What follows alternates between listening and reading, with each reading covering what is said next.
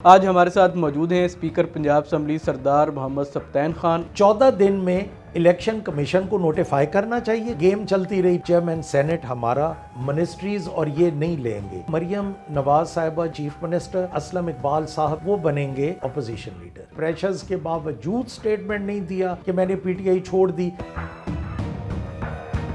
अस्सलाम वालेकुम नाजरीन, आप देख रहे हैं उर्दू पॉइंट और मुझे कहते हैं तजम्मुल बुखारी। नाजरीन, आम इंतखाबात के बाद हुकूमत साजी के लिए जो मुशावरत है उसका सिलसिला जारी है। आज हमारे साथ मौजूद हैं स्पीकर पंजाब असम्बली सरदार मोहम्मद सब्तैन खान। आप क्या समझते हैं कि जिस तरह आज़ाद अरकान ने सुन्नी इत्तेहाद कौंसिल के साथ इत्तेहाद किया, अब उन्होंने कोई लंबी चौड़ी फहरिस्त जमा नहीं कराई हुई इलेक्शन कमीशन में, तो क्या लगता है इलेक्शन कमीशन रिज़र्व सीट्स देगा इन्हें?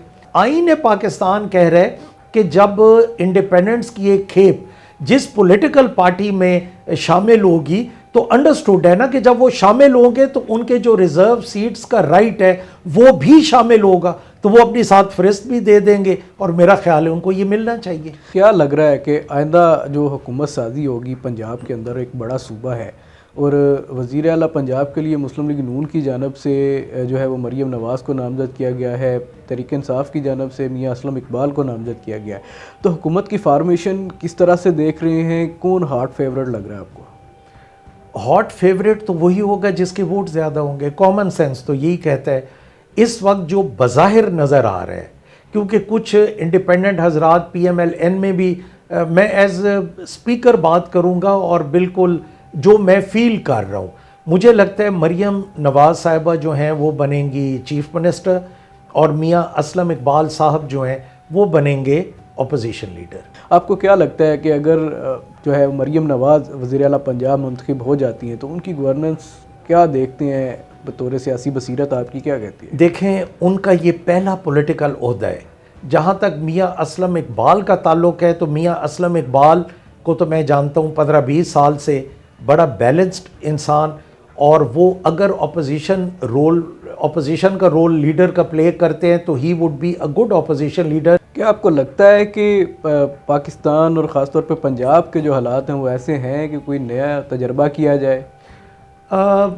ये तो मुझे नहीं लगता। अब देखें ना, मियाँ शहबाज शरीफ भी वज़ीर आला पंजाब रहे, लेकिन उस दौर में हर बंदा कहता था कि जी बड़े कामयाब वज़ीर आला हैं, लेकिन जब वो 16 महीने के लिए फेडरल गवर्नमेंट में गए तो वहाँ ब्लेम गेम चलती रही। पीपल्स पार्टी कहते थे कि हमें नहीं काम करने देते, ये कहते थे पीपल्स पार्टी की वजह से। पीपल्स पार्टी और मुस्लिम लीग नून के तहत वो हुकूमत बनाने जा रही हैं। आपको क्या लगता है जो फार्मूला वो लेके आए हैं वो किस हद तक कामयाब रहेगा और आवाम तक समरात पहुँचेंगे? देखें, जो फार्मूला जो मुझे समझ आई है, इस फार्मूले की जो मुझे समझ आई है, पीपल्स पार्टी ने ये कहा है कि प्रेसिडेंट हमारा, चेयरमैन सेनेट हमारा, हम मिनिस्ट्रीज और ये नहीं लेंगे। पीपल्स पार्टी कहीं विकेट के दोनों तरफ खेलने की तैयारी में तो नहीं है? ये सवाल आप उनसे करें तो ज़्यादा बेहतर है। मुझे तो ये लगता है कि उन्होंने फ्री हैंड दी है कि कल ये ब्लेम गेम जो है ना कि उसने यूं किया मैंने यूं किया, ये ब्लेम गेम ना हो। पंजाब में तहरीक इंसाफ मुतहर्रिक नहीं है, क्या वजह है? किस तरह से ये ऐसी सूरत में अपना वज़ीर आला ला सकेंगे? तहरीक इंसाफ बिल्कुल मुतहर्रिक नहीं है।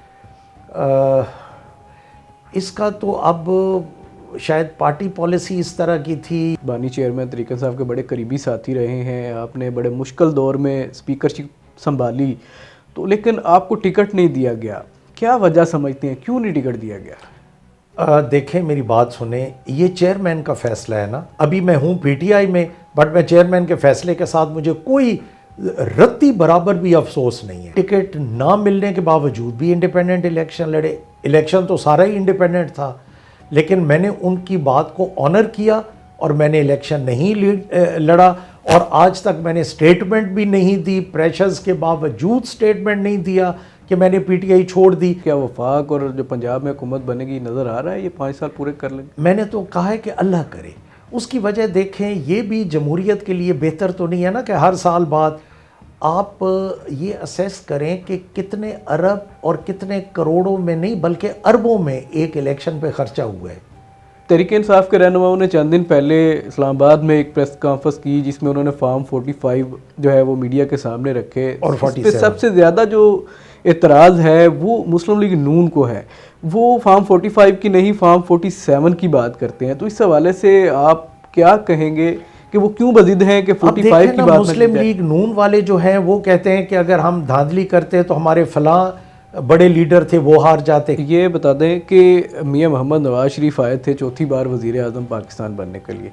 मुस्लिम लीग नून ने बड़ी कंपेन भी चलाई, लेकिन वो वज़ीर आज़म पाकिस्तान नहीं बन सके। तो बतौर सियासत के तालब इल्म या सियासी बसीरत आपकी जो है, उसमें आप मियां मोहम्मद नवाज शरीफ का मुस्तकबिल क्या देख रहे हैं? वो किसी अंदरूनी साजिश का शिकार हुए हैं या बैरूनी का? साजिश का तो ये आप उन्हीं से पूछ सकते हैं। मेरा ख्याल है कि मियाँ साहब ने भाई को प्राइम मिनिस्टर तो बनवा लिया और बेटी को चीफ मिनिस्टर पंजाब भी बनवा लिया, जो कि 64% टोटल पाकिस्तान की पॉपुलेशन है। बानी चेयरमैन तरीके साहब इमरान खान से कोई मुलाकात हुई? ये मैंने ट्राई किया, लेकिन उसमें उन्होंने मुझे कहा कि सिर्फ फैमिली और लॉयर्स। चेयरमैन साहब की कोई याद भी आती है? यार याद तो बहुत ज़्यादा आती है और नेक ख्वाहिशात भी हैं। अच्छा, अभी 2-4 दिनों में ऐसे तरीक़न साहब के रहनुमा जो रिपोर्ट थे, जो मंजर आम पर नहीं थे, वो मंजर आम पे आना शुरू हो गए हैं।